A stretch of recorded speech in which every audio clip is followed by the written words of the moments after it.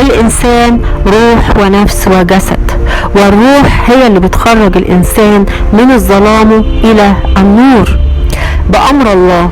لكن أين هذه الروح؟ الروح اتطمست وبتسكن في قاع الأنفس، لكنها بتظهر بالتدريج أما بيدرك الإنسان أن كل اللي مر بيه من ألم أو مرض أو صراعات في حياته هي عشان تذكره بحقيقته. بقوة الروح اللي بتسكن كل جسد الإنسان بيصعد روحيا إلى السلام، إلى المحبة، إلى الاستقلالية، إلى القوة. بتحرره من عبوديته للشهوات، من العلاقات السامة، من عبوديته للعمل، من الإدمان بالطعام الغير صحي. بتحرره من كل ما جعله الإنسان إله في حياته واعتقد أنه هو المسؤول عن توفير أساسيات حياته وقوت يومه. بتحرره من الخوف، من الفشل، من الضعف. لذلك الإنسان هو حقيقته هي الروح، والجسد ما هو إلا وعاء للروح، والنفس هي اللي بيصعد بيها الإنسان عشان تتحد مع روحه.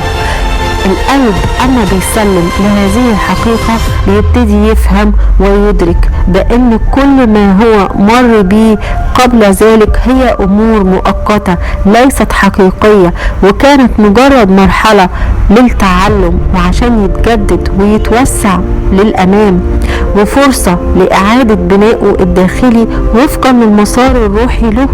وإن دايما هناك فرص للإنسان، وإن مش شرط بس الإنسان يعرف كلمات الله، لكن ممكن إنها تسكن جوه قلبه، ممكن إنها تبقى صفاته اللي بيجسدها على الأرض. وده اللي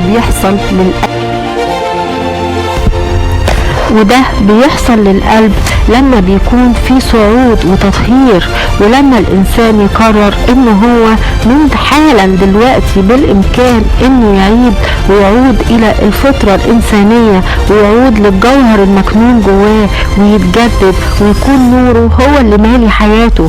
وكل ما كان الإنسان قلبه منير جدا كل ما كان بيواجه ظلام مظلم جدا عشان يوحد الاتنين جواه ويتعلم وإن هو ما ييأس بل دايما يبحث عن النور اللي جواه.